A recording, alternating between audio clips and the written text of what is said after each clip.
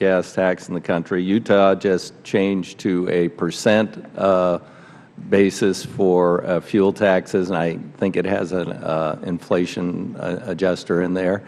And Mr. Cox, you testified that Wyoming, which is a pretty somewhat conservative state, shall we say, just raised their gas tax 10 cents.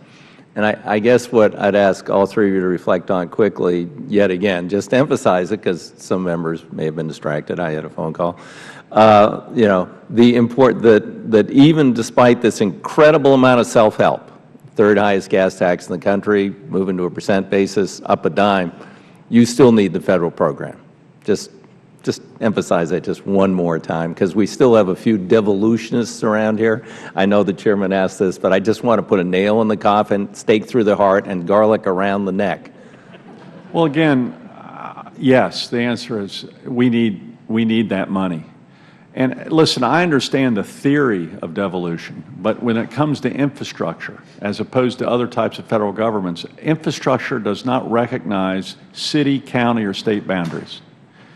Congestion doesn't recognize that, neither does the environment recognize that, and trade doesn't recognize that. When you're stuck in traffic, they don't know what city or county they're in, or state in many issues. So it's got to be an interconnectivity plan. And we've worked, in fact, I just supported an effort in my own legislature to stabilize the current gas funding source. There was an effort to reduce the gas tax in our state based upon other factors going on right now, and I supported an effort to stabilize the current funding source that we have now. Now, I also need to let you know we all need to recognize, because of fuel efficiencies and other factors, we're going to have to look for other types of revenue sources to help pay for the needed infrastructure. And that's the period that I'm going through now, looking at other alternatives in addition to the current user application of the gas tax. I'd be happy to talk to you about that. Spent a lot of time on it, but dealing with the existing revenue source, you could index it to fleet fuel economy and construction cost inflation, which I've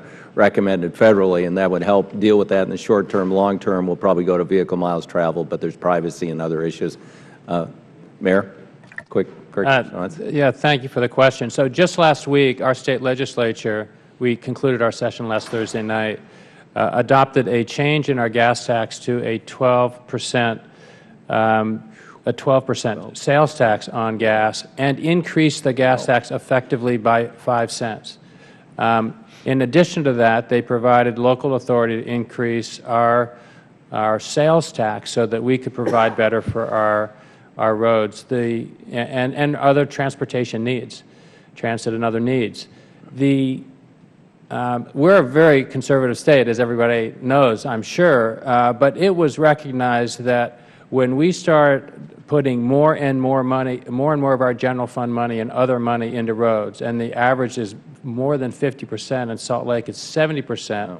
Now we pay for roads out of general fund money, for example. We are really hurting every other function that we have to perform at the local level. So we provided basically an indexing to deal with inflation. We provided for an increase, and we provided for local transportation needs and for the changing needs around transit and active transportation. It was remarkable. We've done the same thing in Salt Lake City, very conservative place. We increased our property taxes 2 years ago to provide mostly for our transportation infrastructure that was falling apart. So the partnership has always been there, and it makes it extremely difficult for us to do our jobs without the federal partnership. Mr. Cox.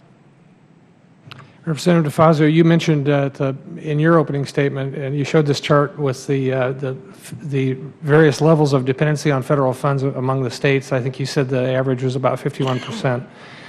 So I'll start with my most embarrassing fact first. Wyoming is about 68% dependent at one time. That's much better because of the 10-cent fuel tax hike than it was at one time. But I would tell you that universal sort of balance there, where the states are dependent, speaks for itself. But I think more importantly, as the governor started this morning, he mentioned the connectivity issue between the states.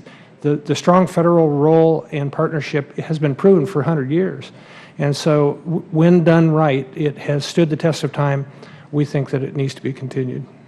Thank you. Thank you, Mr. Chairman. Thank you. it must be lonely out there, Mayor, with all those Republicans that surround you.